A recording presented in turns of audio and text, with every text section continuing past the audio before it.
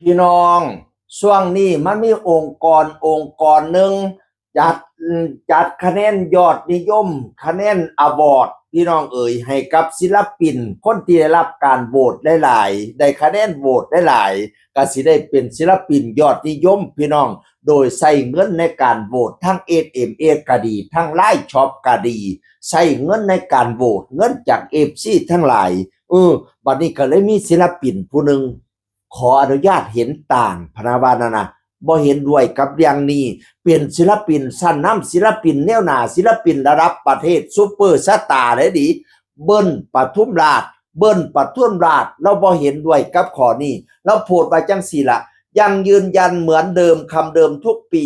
ผมไม่รับรางวัลที่ใช้วิธีการโหวตหรือใช้เงินและไม่อนุญาตให้นำรูปภาพเข้าไปอยู่ในรางวัลนั้นถ้าผมมีผลงานและเหมาะสมกับการที่ได้รับรางวัลจากการเห็นชอบของผู้ใหญ่ผมยินดีที่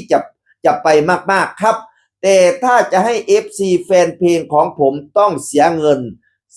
ในการส่ง SMS โหวตเพื่อชิงชัยชนะมามอบรางวัลให้กับผมอาจจะเห็นต่างแต่สนับสนุนทุกรางวัลและทุกศิลปินครับวสันว่า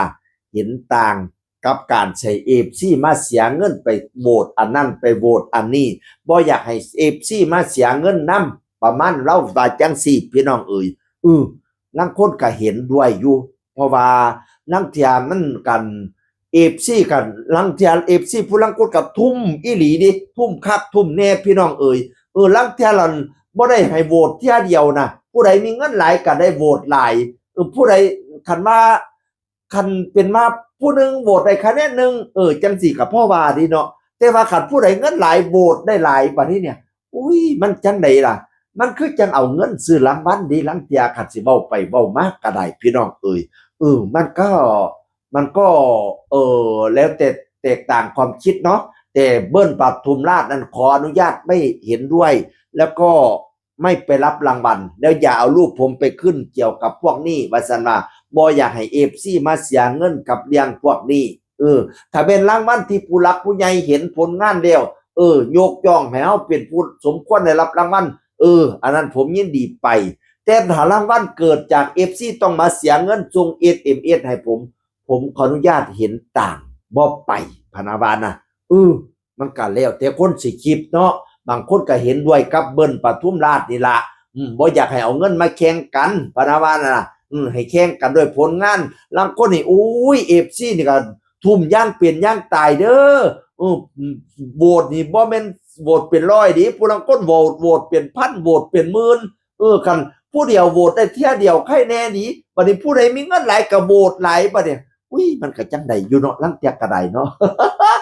ค่อยขอฟังไว้ซื่อๆก็แล้วกันเนาะ